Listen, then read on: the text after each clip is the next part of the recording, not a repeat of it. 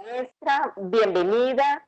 El Centro Cultural del Banco de la República en Neiva quiere agradecer enormemente su participación, quiere agradecerle al público que muy paciente ha estado esperándola y pues nada, contarles que la maestra Mari Grueso Romero es licenciada en Español y Literatura, egresada de la Universidad del Quindío, especialista en enseñanza de la literatura de la misma universidad y en lúdica y recreación para el desarrollo social y cultural de la Fundación Universitaria Los Libertadores.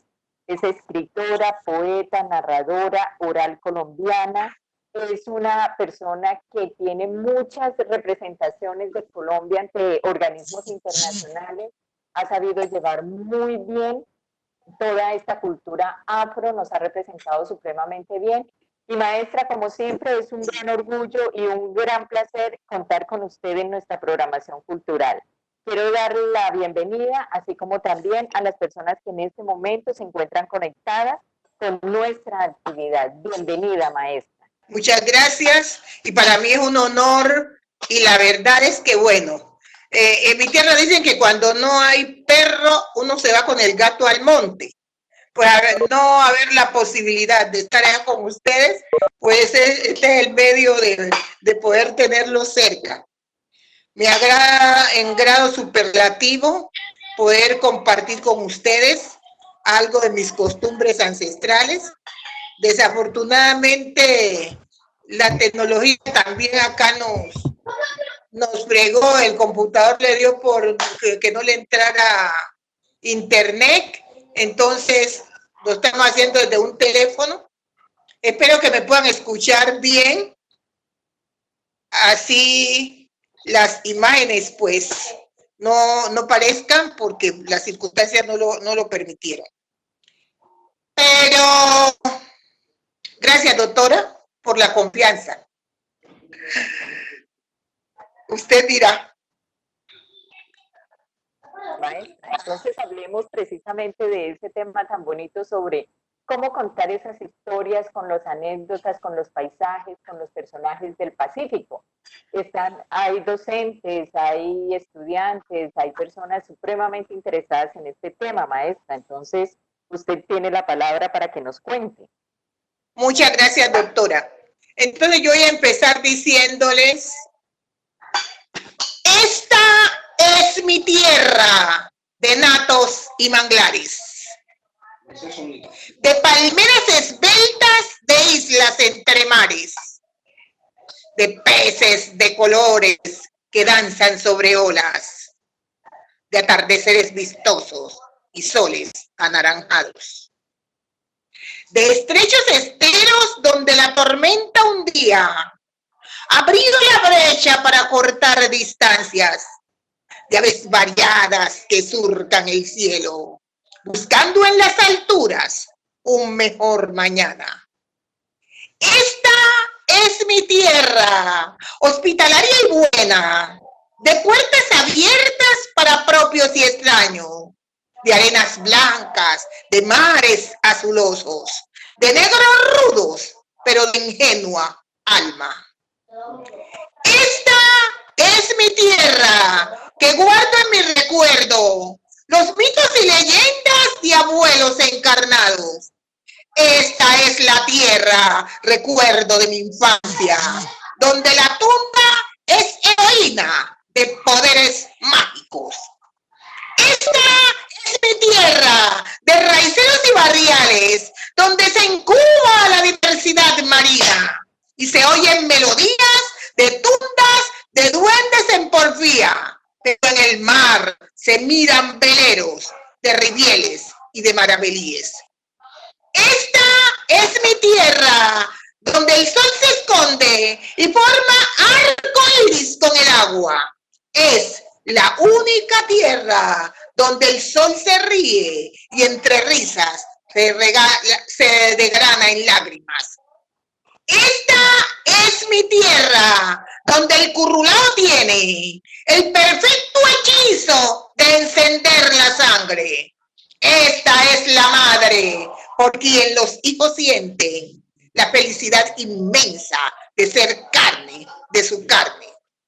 esta es mi tierra, oh Pacífico de ensueños, con ostras y otras navegantes. Esta es la tierra que al recordarla siento, que de tanto amarla se me ensancha el alma. Esto es una entrada para que ustedes a través de mi poesía puedan mirar, puedan como ir visualizando mi tierra, el Pacífico colombiano, que es de donde yo soy. Tiene 1.300 kilómetros de extensión el Pacífico y la vegetación en esos 1.300 kilómetros de extensión es de natos, manglares. Se nota que los manglares tienen como 10 variedades. Entonces, uno dice manglares, pero hay muchas variedades de manglar. Entre ellos está el nato.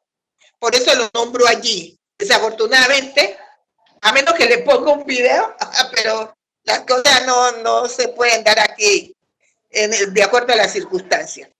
Entonces, en este Pacífico nuestro, donde nos ha tocado vivir después de 1500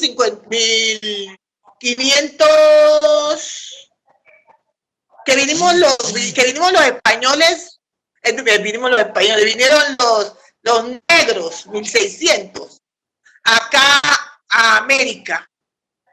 Entonces nos tocó llegar por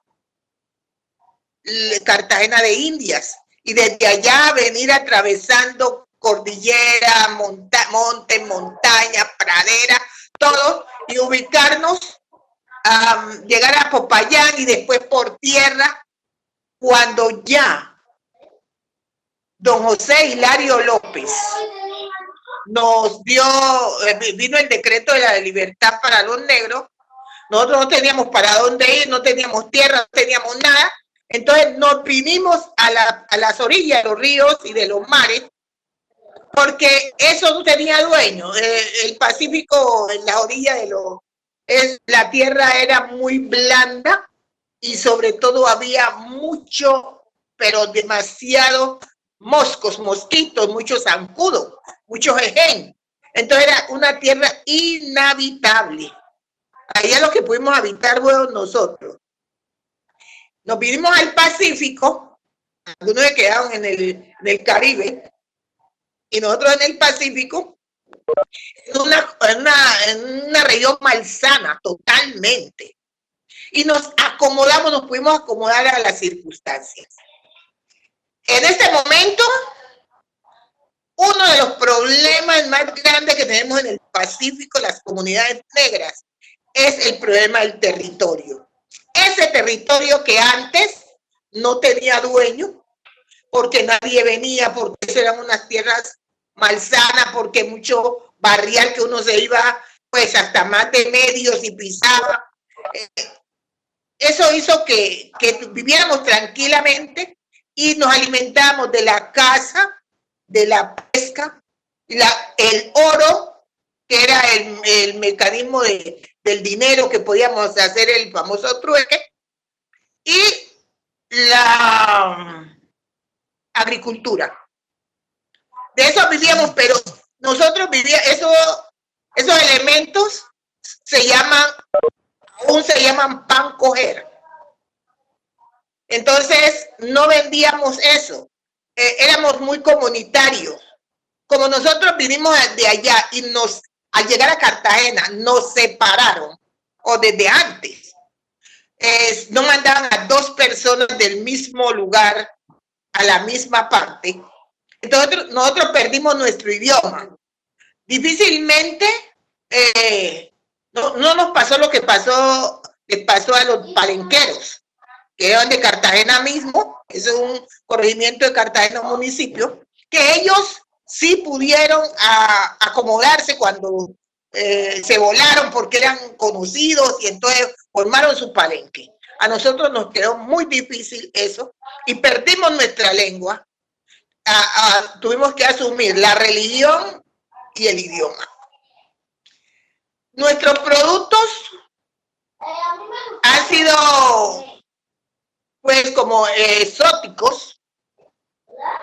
Ahora, pues, ya son más comunes, pero los productos han sido muy exóticos. La base alimentaria nuestra ha sido la pesca y no se vendía el pescado. El que iba a pescar, lo que traía lo dividía con los amigos más cercanos de la comunidad. Y cuando el otro iba, por ejemplo, a buscar plátano, iba a buscar agricultura, que yuca, que plátano, que banano. Entonces, si yo no tenía, me mandaba mi racimo de plátano, mi racimo de banano, así. Éramos muy comunitarios. Otra cosa que era nuestra base fundamental era la forma como nosotros nos integrábamos entre sí, y los hijos de una persona no era de ella sola, sino que era de toda la comunidad. Así es que si el muchacho se portaba mal, cualquier vecino le podía castigar.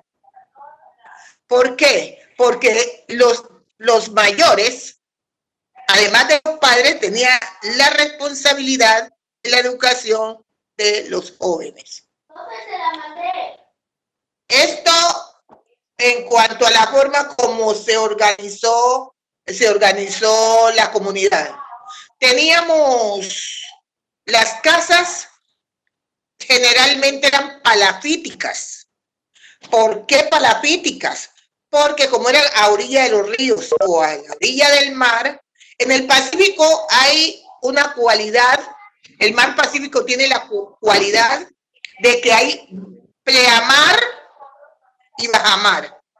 Entonces hay una época del año según la luna, los cambios de la luna, así mismo la marea va a estar alta o va a estar baja. Uno dice que la marea está en quiebra cuando no crece tanto y es bajita, entonces uno dice, ay, la marea está en quiebra porque no crece tanto. Y cuando la marea está en puja o está en pleamar, entonces la marea sube. Y cuando sube, puede llegar a las casas de las personas. Entonces, desde el punto de vista de la arquitectura, los negros colocaban las casas en palafito, pero siempre altas, para que cuando subiera la marea pudiera estar en mucha puja o en mucha pleamar, no alcanzara a llegar al primer piso de la casa. Porque si la dejaba bajita, entonces el agua se mete y se lleva enseres. Inclusive ahora, aún hoy, cuando hay el fenómeno que está en pleamar y las casas están cerca a la desembocadura de un río que va al mar, resulta que se mete el agua dentro de la misma casa y se lleva los enseres.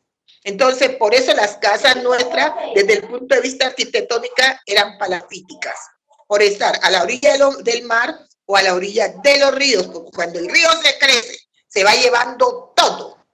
Entonces, inclusive hasta las personas.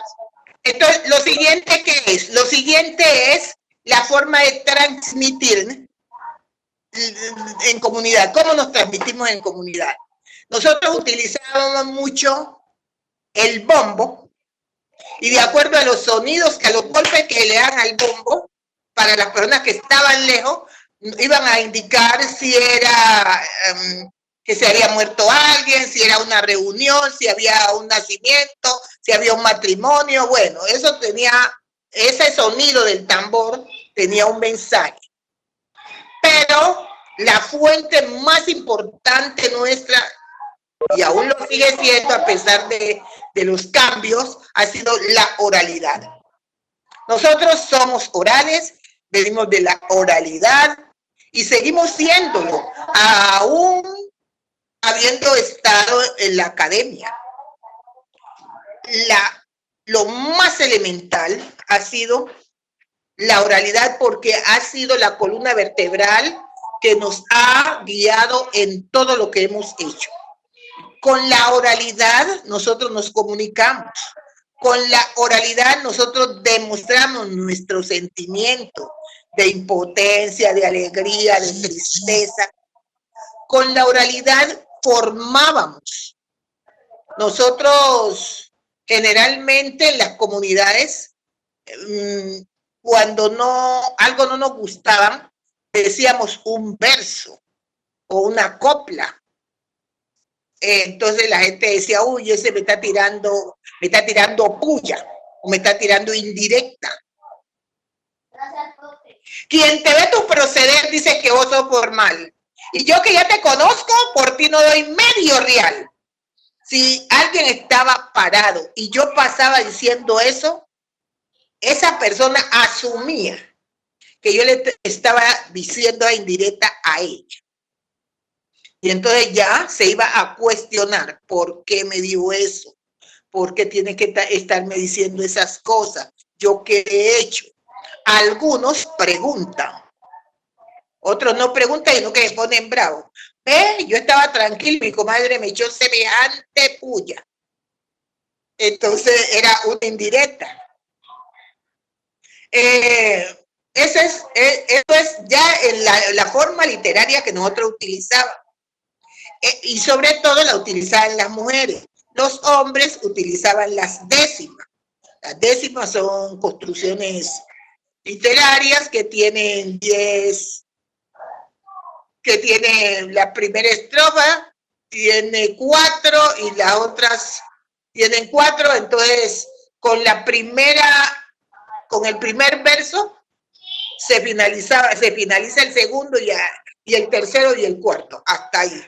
Pero las décimas las decían más los hombres que las mujeres. Las mujeres no eran decimeras. Las mujeres lo que decían era verso. La forma de transmitir los conocimientos se transmitían en forma oral.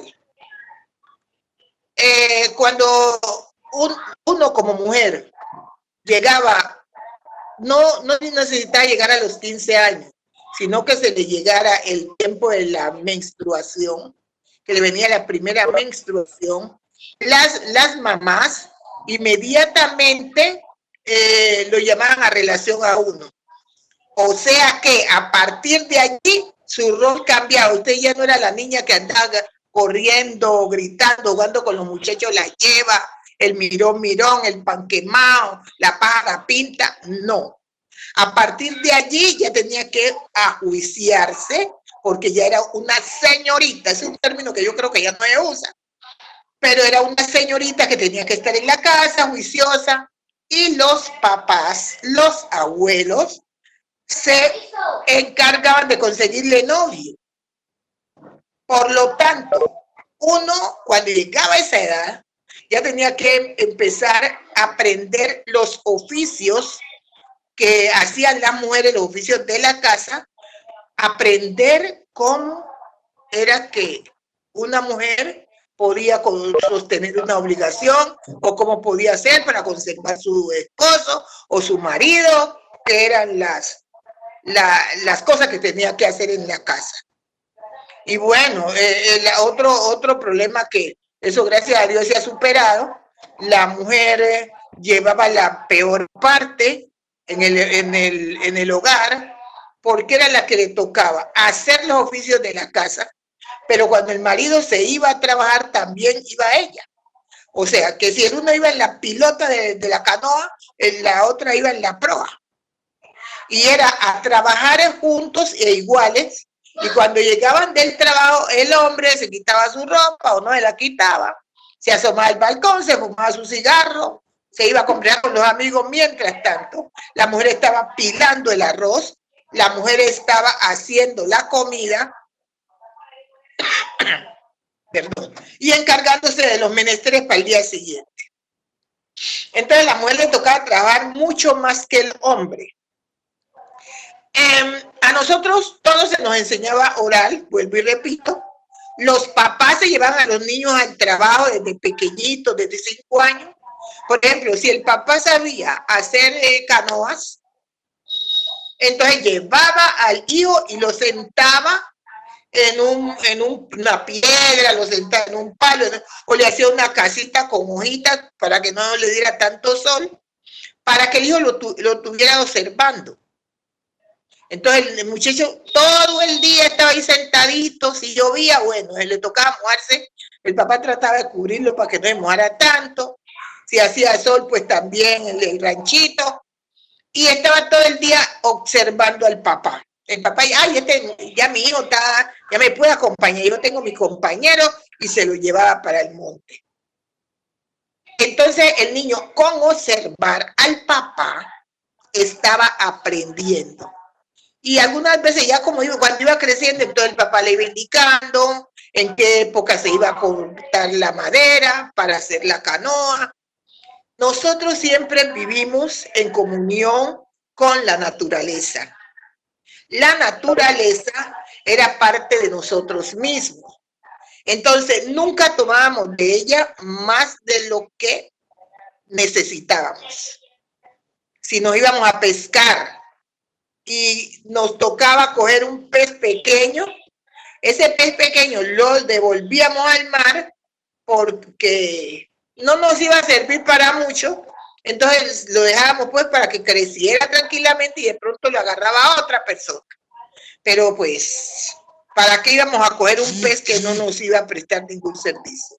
Entonces nosotros vivíamos siempre en comunión con ella. No cortábamos árboles en tiempo de luna, porque si lo cortábamos en esa época, al cortarlo, diga usted, a vuelta de un año ya le había caído gorgojos y la madera no servía, se apretaba y salía un poco de bromas. Entonces, eso no, pero si lo cortamos en menguante, claro que que nos servía esa madera para mucho tiempo. Pero todo eso era transmitido de generación en generación y en forma oral. Mi mamá me enseñó cómo colocar un arroz al fogón, cómo preparaba un arroz. Se lavaba el arroz, se echa a la olla o piruleta y a partir de la superficie donde queda el arroz, uno mide esto, 1 pulgada. Si quiere que el arroz no le quede lo quiere un poquito más flojo, le echa otro poquito más de agua, sería media pulgada. Y si quiere que le quede un poquito duro, pues que ellos decían que arroz venteado, entonces menos de 1 pulgada. Con eso se medía, y eso usted no lo va a encontrar en ningún libro. Y la gastronomía de las mujeres negras, de cualquier parte donde sea, es como una de las mejores de este país. Y todo eso era producto de la observación y de la tradición. Nosotros en la comida, que es uno de nuestros fuertes, utilizábamos lo que llamábamos plantas de azotea. Y en esas plantas de azotea se sembraba la cebolla, la cebolla larga, el toronjil, el perejil, se sembraba, ¿cómo se llama esa otra? Albahaca, todas esas plantas así. Y con esas plantas se le echaba a la comida, no nada de caldo rico, pues en ese tiempo no había, y aún todavía no, hay muchas personas que no lo usan. Allá hay bueno, nosotros llamamos chiangua, pero acá, ¿cómo se llama eso? Moisés, la larguita, que se le echa a la comida y es muy rica, siempre se compran para echarle la comida a la comida, pues se pica y las hierbitas que se le echan. Entonces eso todo lo producíamos nosotros mismos. Y con eso se cocinaba, eso se le echaba a la comida, y eso es muy rica, demasiado. El coco no puede faltar en la gastronomía del Pacífico. Y antes era un pecado grandísimo, le gritaban a uno, come arroz con coco. Al negro le gritaban, come arroz con coco. Ay, porque no lo habían probado. Pero quien prueba un arroz con coco es de un manjar.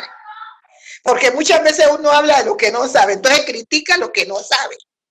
Entonces ahí está, pero toda esa gastronomía la mamá nos las contaba a través de la oralidad. En ninguna parte usted va a encontrar esos productos copiados. Bueno, ahora ya lo están copiando, pero nosotros no lo teníamos. Y si yo me salgo del plano, por ejemplo, de la gastronomía y paso a la medicina tradicional, esa es otra cosa importantísima en las comunidades negras. Y recuerdo que ahora con el coronavirus están utilizando muchas cosas de esa medicina tradicional.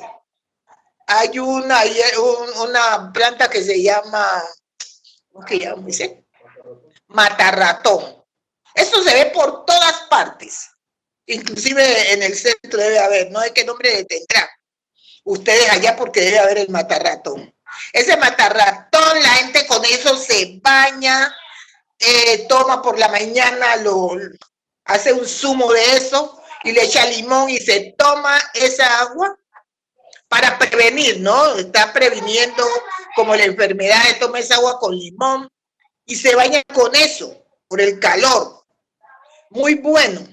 Había remedios para el hígado y sobre todo cuando la mujer está en embarazo. Una mujer salía en embarazo y había que cuidarla mucho, aunque ella trabajase, se cuidaba mucho, la mujer se cuidaba mucho porque había muchos mecanismos que hacían que pudiera perder el hijo. Y había otra cosa que la gente se cuidaba mucho, de la brujería. Si la mujer, el marido tenía otra mujer y la señora se daba cuenta, tenía que cuidarse mucho de no dejar una peineta por ahí tirada, que una ropa interior por allí. ¿Por qué? Porque hay unos elementos que llamaban tramaban a la persona con el pelo o con la peineta o con la ropa íntima, y podía tener dificultad para dar a luz, se atravesaba el hijo y no había forma de sacarlo. Y entonces el hijo en vez de darle para abajo, le daba para arriba y terminaba ahogándose los dos, la mujer y el hombre. Así que muchas veces ni se decía cuánto salía, no se decía cuándo salía del embarazo, ni cuando daba a luz, tampoco se le permitía a mucha gente que fuera a visitarla. Ahora bien, cuando ya dábamos a luz, había un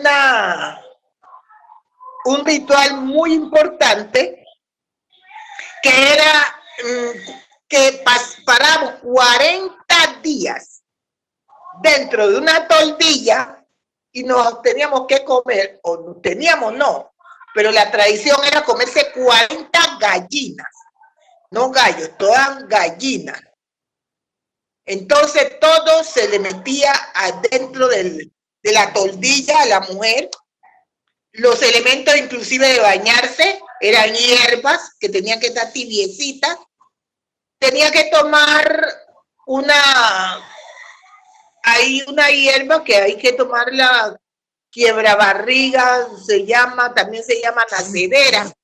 Se ponía al fogón a hervir con panela y luego esa era la bebida que tomaba, y había otra que se preparaba que era con panela, con biche o aguardiente, con canela, con clavo, con, ¿cómo se llama eso que es amarillito? Azufre, ¿qué más? Canela, clavo, anís, azufre, más las hierbas, pues.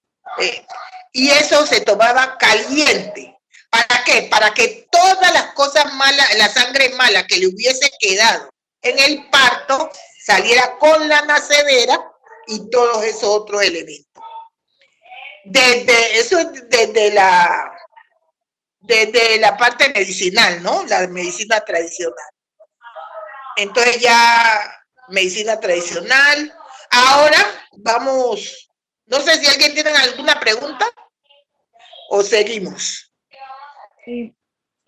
Maestra Mari, desde Facebook, Laura pregunta, ¿cómo es el nacimiento de los bebés en la cultura afrocolombiana? ¿Qué es ombligar?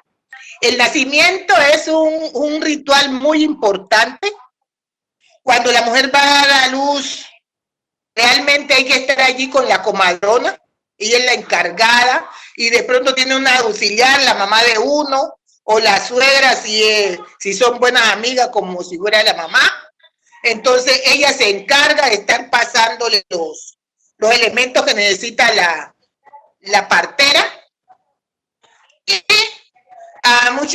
la partera está haciéndole sobijos a la parturienta para que el hijo baje.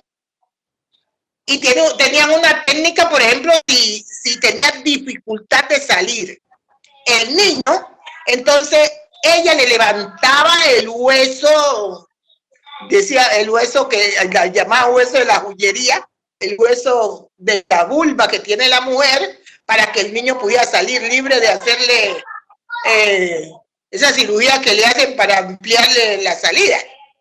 Y las comadronas hacen eso, le levantan el hueso y el niño sale con mucha facilidad. Ahora bien, ya cuando eso sucede, pues ahí mismo hay que mirar que el niño llore. Y si no llora, se le dan una palmada. Pam, pam, pam. Y entonces con la palmada, el niño grita y entonces ya, la vida. Porque no se sacude fuerte, me parece que lo palmeteaban y lo sacudían hasta que el niño llorara. Ahora, después se arreglaba el niño cortándole el ombligo. Utilizaban una vela de cebo para cortarle el ombligo y puede ser en esa época, un hilo. Con hilo se cortaba, se medía la distancia, ¿no? Donde tenían que cortarle y apretarlo muy bien.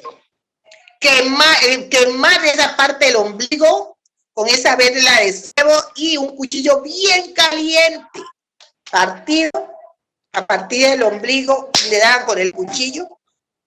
Pero ese ombligo, cuando a los niños en mi comunidad se ombligaba. ¿Qué es obligar? Obligar es utilizar unos elementos que no son comunes, sino en nuestras comunidades, para echarle en el ombligo para que la persona, el niño o niña, tuviera ciertas cualidades. Por ejemplo, que fuera buena para la pelea. Le colocaban, raspaban la uña de la gran Betty y le echaban. Que trabajara, que fuera una persona que le gustaba trabajar. Las arrieras la ponían a tostar, bien tostadita, y ahora sí le echaban al ombligo esa arriera, el polvo de la arriera. Igual el oro, para que no le hiciera falta pues el dinero, y cuando fueran a la mina pudieran conseguir oro. Entonces también se le raspaba cogían ese oro también bien molidito y le echaban allá para obligar al niño, y se le amarraba bien con una tira que se llamaba faja, que los niños tenían su propia, bien amarradito, y entonces lo cuidaban que cuando se bañara no se fuera a mojar el ombligo, porque la gran pérdida que teníamos en las comunidades negras era que después el mal de los 7 días, los niños estaban en todo un peligro a los 7 días porque se podían morir. El mal de ese ombligo, si no quedaba bien curado, le daban unos ataques y el niño se podía morir. Entonces, ese era como el cuidado del niño, y la mamá, pues, le daba los senos, pero al principio eso era como que había que ponerle un poquitico de aguapanela porque no le había bajado todavía la leche, y si no venía otra mujer de la comunidad a darle de mamar al hijo de uno porque todavía no le había llegado la leche, y ahí por el que le bajaba la leche a los 3 días. Entonces, mientras tanto, otra de la comunidad venía a hacer las veces de mamá para el niño recién nacido. Se envolvía muy bien, los niños se envolvían, no tenían libertad. Se chumbaban, llamaban, de los hombros hacia abajo. Así que los niños no se podían mover para ninguna parte. Lo único que podían mover era la cabeza.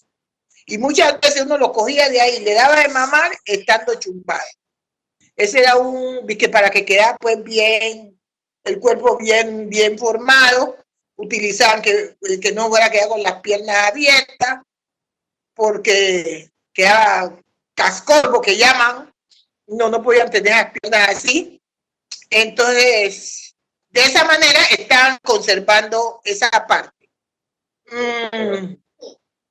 Pues ya les dije pues que era muy importante guardar 40 días. En 40 días la mujer no podía tener contacto sexual con el marido. Tenía que estar 40 días comiendo gallina, sancocho de gallina, y se hacían los baños vaginales con concha de guayabo o con la misma nacereda que le había hablado ayer, y hay otro árbol que no me acuerdo en este momento.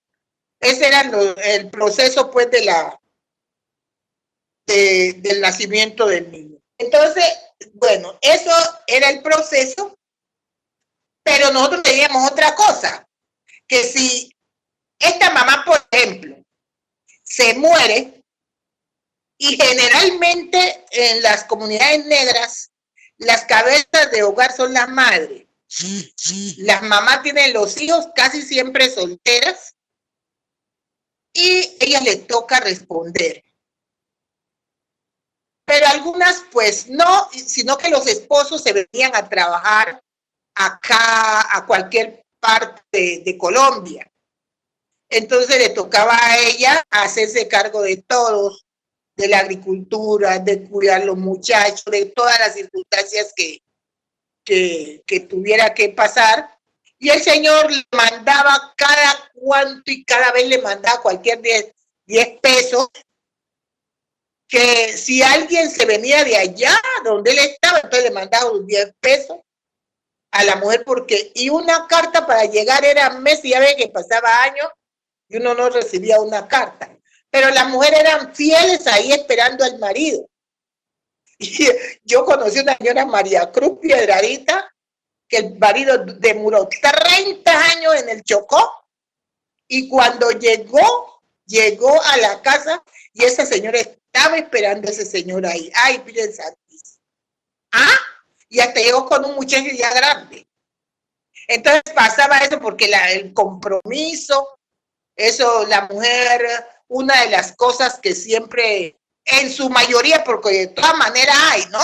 No creen que todas eran así. En su mayoría, guardar lo que llamaban la espalda al marido. Entonces los maridos se venían para acá a trabajar, y ella allá trabajaba, pero nada para mirar para nadie, porque pues, esa señora era casada, era la mujer de X o Y persona. Entonces tenía que cuidarle la espalda al marido. Ay, que vea ahora esta situación cómo sería. Entonces, esa es una cosa loca. Bueno, si por casualidad el niño, la mamá se muere, entonces la comadre, la mamá del niño, habla con la comadre si es que se da cuenta que está grave, o si hubo que no pudo hablar. Los padrinos del niño en la comunidad se van a encargar de criarlo. Eso sí, por eso cuando uno va a ser compadre, tiene un hijo, tiene que ver a quién va a buscar para compadre en la comunidad.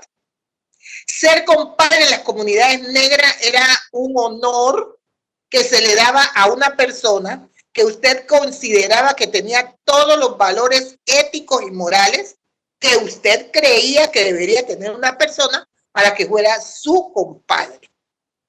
Él era la persona que si él se moría, se encargaba de la crianza del niño. cualquier inconveniente que tuviese el compadre con otra persona, buscaba a ese compadre para decirle, compadre, vea que tengo un problema, que mi primo se está cogiendo mi terreno, ha corrido los límites y se está metiendo mi terreno, así que hágame el favor y usted hable con él. Porque a la verdad nosotros no hemos sido peleoneros, no nos ha gustado el problema de estar peleando, nosotros siempre nos ha tocado más bien el consenso. Y como venimos de esa familia desarraigada, nosotros fuimos desarraigados de África, llegamos acá y empezamos fue a hacer familia de nuevo, o sea que todas las personas de la comunidad vienen siendo familia de uno. Así que usted encontrará que mi tío, que mi primo, que mi hermano, que mi compadre, no somos nada, pero el solo hecho de ser de la comunidad forma parte del parentesco y es lo que nosotros llamamos la familia extendida. Y tenía todo el derecho para regañar, para reclamar cuando algo no estuviera bien o para pegarle al hijo de uno. Y ahora vaya, toque un hijo ajeno, pues. A ver, problemas que se arman. Entonces, todas esas bases era la forma moral como nosotros educábamos. Y los cuentos, que es otro de los elementos fundamentales de nuestras comunidades, tienen que ver mucho con la forma de educar. Es una forma también de educar a través de los cuentos. Tenemos elementos como la tunda, el duende, el maravedí, el riviel, el diablo, todos que son como los más conocidos acá en el Pacífico. Pero les cuento una cosa, que todos los elementos se fueron ya. La gente resultó, le salieron corriendo a la gente ahora resultó ser peor que ellos. Ay, Dios mío. Entonces, la tunda es una visión que dice la tradición oral que la tunda se fue al monte por no moler maíz, por no trabajar. Era una muchacha que era bonita, pero no le gustaba hacer oficio, como por ejemplo el maíz, que ha sido la base de la alimentación nuestra acá en su momento. Entonces ya no le gustaba ir a trabajar, a moler maíz. Entonces la mamá, y que le ha llamado que fuera a moler maíz, no haya nada. Después se casa y en el mismo cuento. Y un día dice que salió corriendo y voy para el monte, quebró una pata, que molestó una pierna. Por andar corriendo, pues no hacer oficio de mujer, no quebrar maíz. Y le quedó una pierna mala, tiene una pierna que es como un bolinillo de eso de chocolate, así le tiene una pierna y la otra ahí la tiene buena. Pero es una visión que consiste en engañar a las personas. Tiene la particularidad que se disfraza, o sea, se toma la imagen de la mamá, de la abuela, se transforma, diría mejor, en la mamá, la abuela o alguien de la familia, alguna mujer de la familia, y entonces usted cree que es la tía, que es la mamá, que es la abuela, y resulta que no, es la tunda. Ella le dice que camine cuando el muchacho era grosero, se le parecía como la abuela, y que camine, que vamos para el monte, que vamos a traer un plátano, un banano, no sé qué, y el muchacho, bueno, de pronto se iba, y cuando ya habían caminado bastante, se le disfrazaba y le volvía una pura visión. Acostumbraba, porque ella no sé a dónde anda ahora, acostumbraba a coger camarones de la quebrada, unos camarones chamberos, que son camarones pequeños, y los ponía a cocinar en el genital, en los genitales. El camarón, como no necesita de tanto para cocinar, Entonces el calor de los genitales hacía que se cocinara el camarón y eso era lo que le daba de comer. La tunda le gustaba llevarse a los muchachos groseros y a los hombres bien parecidos. Un hombre que le gustara, mejor dicho, se ponía de las miles maneras para enamorarlo. Pero la persona, para darse cuenta que no era una mujer cualquiera, sino que era la tunda, tenía que tener la precaución de mirar abajo y darse cuenta que tenía la deficiencia en un pie. Eso es la tunda, que es uno de los elementos, pues, muy importantes acá. Entonces, ya sabe que la gente, los muchachos groseros, la tunda se lo lleva a lo que le decían, pórtese bien, porque de pronto la tunda viene y se lo lleva. Los hombres que ponían a estar bebiendo por ahí bien borrachos, ni sabían a qué hora la tunda se los llevaba. Ahora venimos con el Maravelí. Por ejemplo, el Maravelí es un barco grandísimo, como un transatlántico, iluminado por todas partes con unas luces blancas, pero es que es una belleza ver ese barco. Y ese barco está lleno de personas que le vendieron el alma al diablo para conseguir fortuna. Entonces el diablo le da la fortuna, le dice un tiempo más o menos pues que le va a dar de vida y después cuando ya complementa el tiempo, entonces él viene por el alma de él, la persona que muere de alguna manera, se la lleva y va para el barco. Así que eso es un problema serio. En mi región, por ejemplo en el Pacífico Sur, la gente creía mucho en esas cosas porque nosotros los negros no hemos tenido dinero.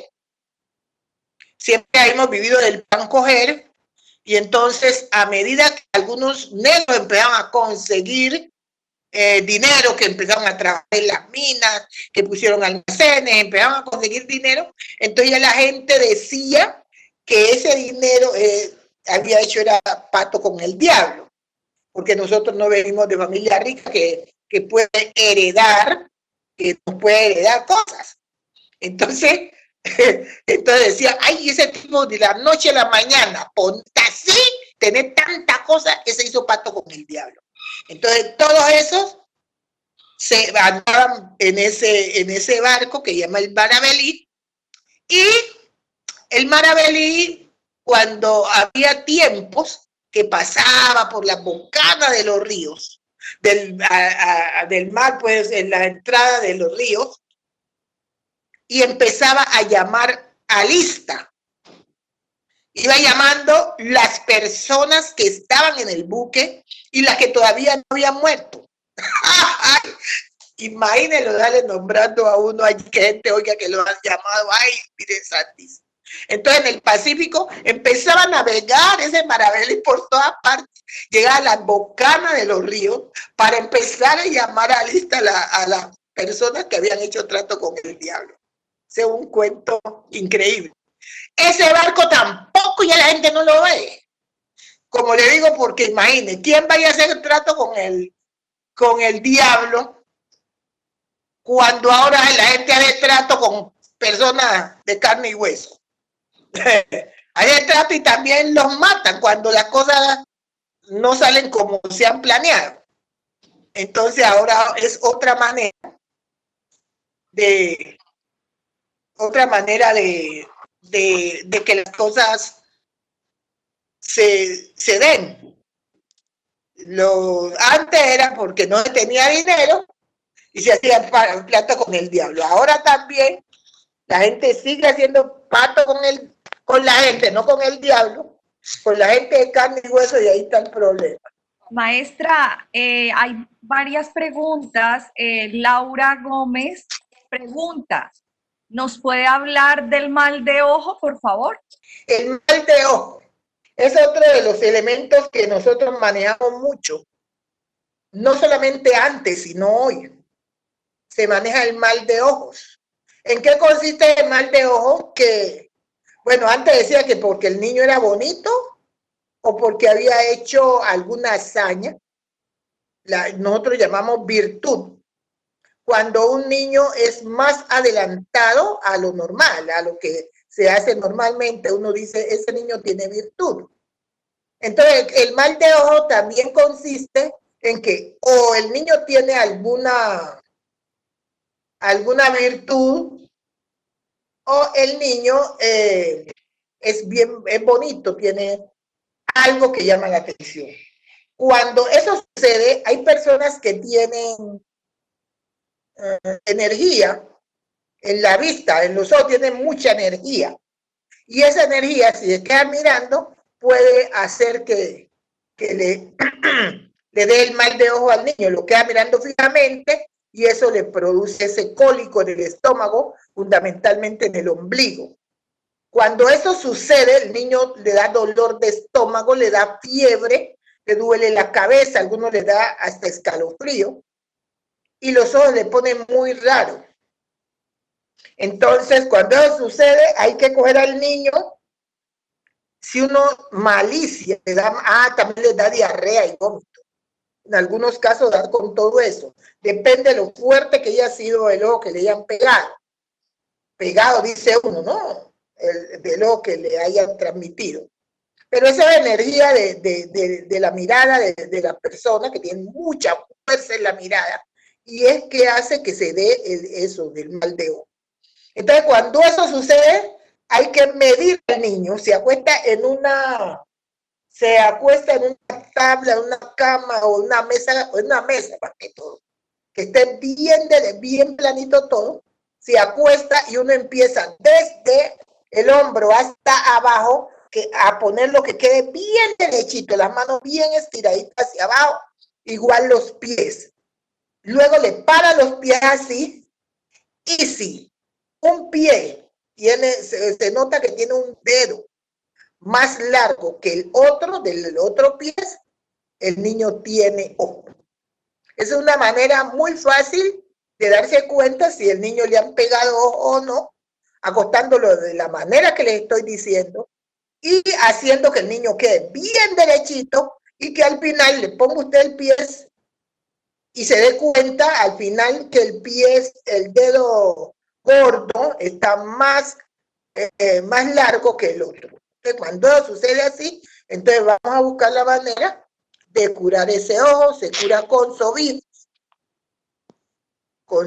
de algunas plantas, o otras veces no se utiliza la planta, se utiliza otra cosa. Y se le da 3 sobijos. Yo creo que alguna vez con el primer sobijo ya tiene para que le quite la fiebre.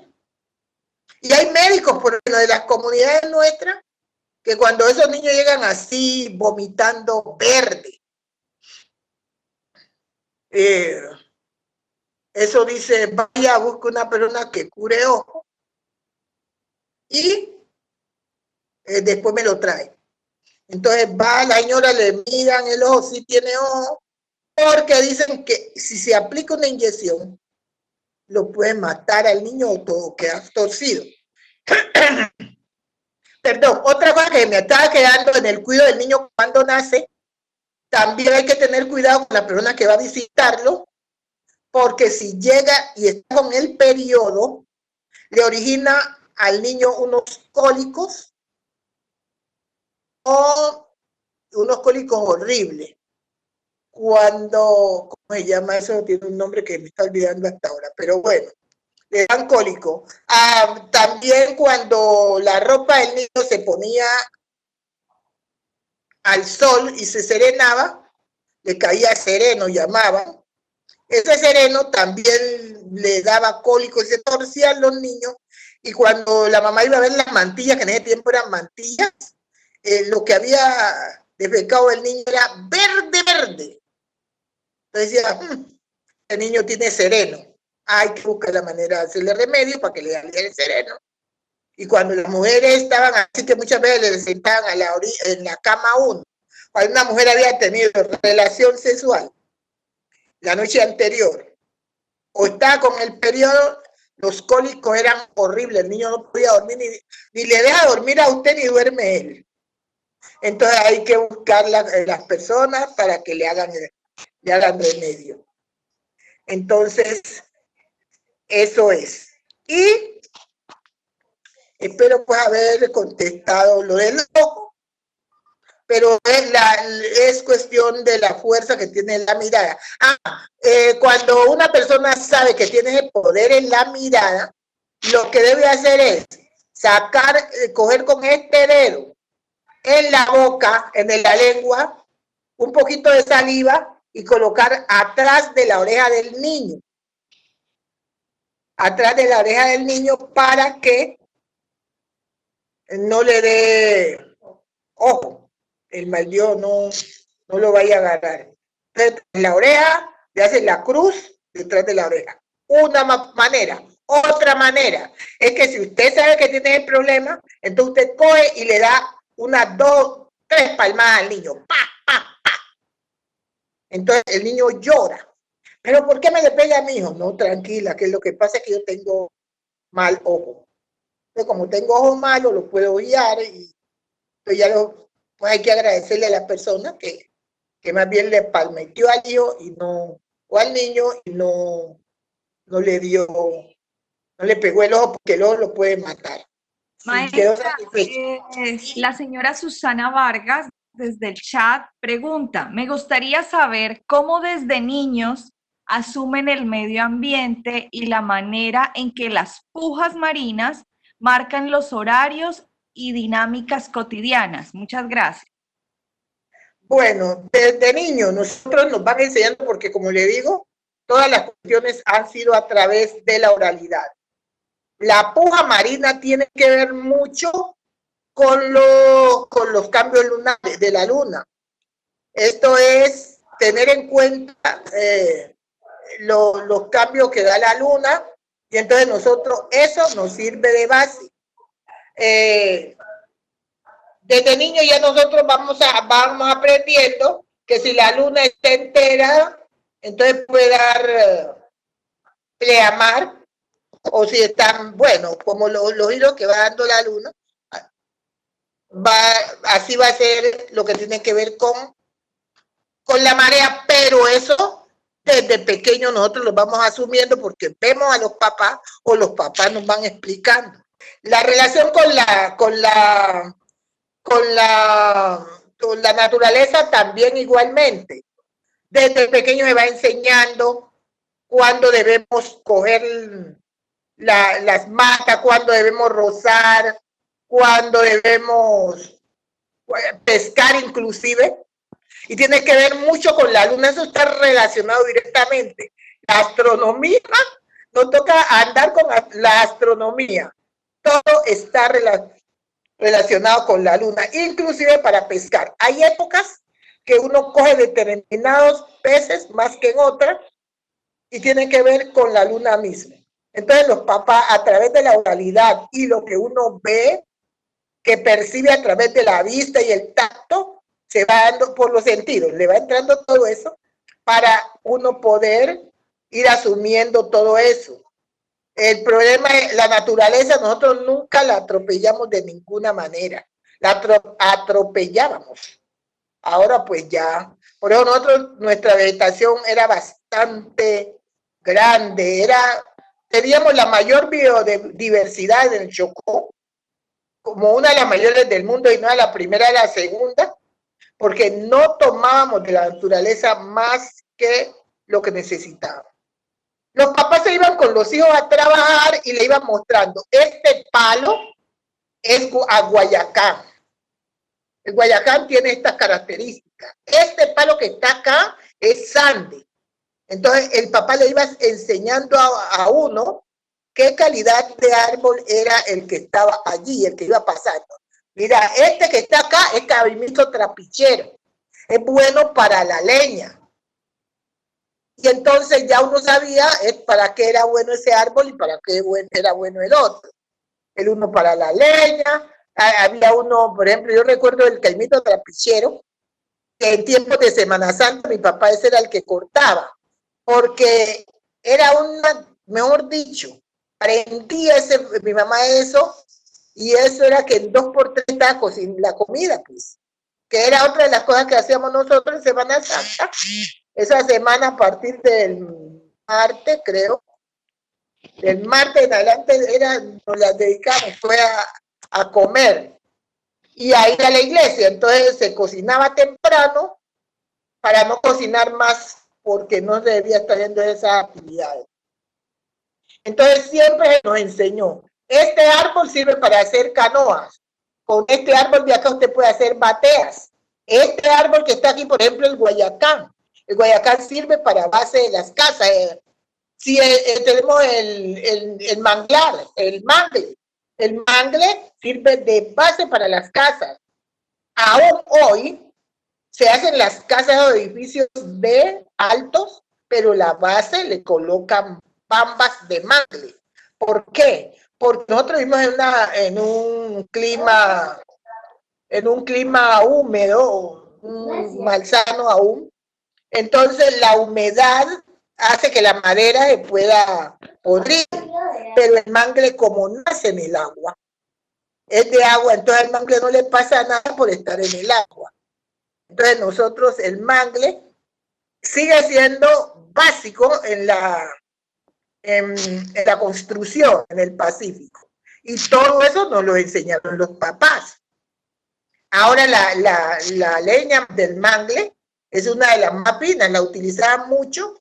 Habían quemas de mangle, ¿cómo se llamaba? Era una industria donde se cortaban mangles y se quemaban, y ese carbón lo utilizaban en los ferrocarriles, en las máquinas de los trenes, utilizaban esos carbón para poner a andar a la máquina del tren. Claro que ahora ya muy poco se usa, acá ahora no se está permitiendo mucho que corten los mangles, muy poco están permitiendo eso. De esa manera hemos mantenido la relación con la naturaleza. Si habían árboles, esto me sale un potrillo bueno, una canoa, pero vamos a dejarlo para más adelante, y lo dejaban por ahí 3, 4 años allí, y ahora sí después el papá o el hijo, y el papá había muerto, iba a tumbar el palo para hacer la canoa para poder transportarse. Siempre teniendo en cuenta esa madera, teníamos que tener en cuenta el momento de cortarla con relación a la luna, y también el pleamar para sacarla desde allá del centro de la montaña, sacarla y traerla hasta el río o hasta el mar embalsadas, que se iban uniendo trozas con trozas o pedazos de madera, con pedazos de madera, se iban envolviendo, amarrando con bejuco, y la gente se subía y empezaba a navegar cuando el agua estaba baja. En las comunidades, en los ríos, lo utilizan que el río esté más o menos crecido para que puedan bajar la madera. Entonces era la relación nuestra con las actividades con el medio ambiente. Maestra, Eliana Morales, ya terminando como última pregunta, hace este comentario. Muchas gracias, Mari, por tan bellas historias y la poesía tan profunda. Nos conocimos en el Museo Rayo hace un par de años. En relación a lo que usted está hablando, deseo saber qué plantas sagradas son propias de la cultura afro, especialmente en las zonas del Pacífico. Plantas sagradas hay muchas, o casi todas. Porque sabe que uno no, lo que pasa es que uno no la sabe manejar, no sabe la significación que tiene. Pero hay plantas como la Santa María, por ejemplo, que tiene algunas propiedades, y hay varias clases de Santa María también. El mismo mangle es una planta sagrada, porque nos produce, además de que nos sirve para construir las casas, también nos sirve en la para el fuego, nos sirve para el fuego, nos sirve para la salud y nos sirve también en la industria. Entonces hay muchas plantas sagradas, otras, sobre todo los bejucos, eran los que más usaban nuestros antepasados, que iban al monte, esos bejucos bien amargos, y eran los que utilizaban en las botellas curadas. Esas sí eran, pues, cuando había picada de alguna persona, la picaba culebra, iban, buscaban las plantas, que la verdad no me las sé, porque era secreto de Estado, y los bejucos. A eso le echaban, sobre todo a los bejucos, le echaban aguardiente y las ponían en botellas negras o azul oscura. Cuando a alguna persona le picaba una culebra, iban a buscar a la persona que sabía, pero eso era un secreto de Estado. Porque si se daban cuenta los otros remedieros que curaban culebras, y había un picado en el pueblo y no les decía, entonces lo tramaba. Cuando lo traman es un problema serio porque lo pueden matar. Cuando le pica una culebra normal, el tipo llega, el remediero con un cuchillo bien afiladito y le hace una cisura al picado por donde le picó la culebra. Y luego se mete un trago de esa persona que está ahí, que está alrededor de donde picó la culebra. Y bota, chupa y bota hasta que le sale toda el veneno. Ellos saben hasta qué punto es. Y luego le dan un sorbillo y un trago de esa botella curada. Pero a los 3 días ya los mandan que vayan a bañar y ya quedaron curados. Pero si alguien se da cuenta que hubo ese bendito picado y no le dieron, empieza a salirle sangre por todos los poros del cuerpo. Pero por Dios, ¿qué pasó si ya estaba prácticamente curada? ¿Por qué? La están tramando. Tramar es suspender el proceso. Entonces hay que buscar a ver quién es que la está tramando, por Dios santo, quién es ella que dio cuenta y ahora se está haciendo esto. ¿Y por qué hace eso? Porque está probando quién es el que más sabe. ¿Y cómo se dan cuenta? Muchas veces, porque cuando hay un picado en el pueblo, la botella esa que le estoy diciendo, negra o azul, o verde oscura, que está tapada con un corcho, empieza a botar a espuma, como usted ahora ha sacudido, y el corcho se va al techo. Y empieza a botar por todas partes. Entonces, el dueño de la botella dice, hay un picado en el pueblo y no me han dicho. Entonces, inmediatamente trama a la persona. Yo tenía un tío que sabía curar culebras y le había enseñado al hijo. Y una vez le picó la culebra a una señora, que también era familia mía, eso, la familia extendida. Y entonces, ¿cómo le parece que el señor se va y que echa una atarraya, está con una atarraya tirando ahí en el río? Y cuando van a llamar a mi tío y le dicen, vea, se grabó, pero ¿qué pasó?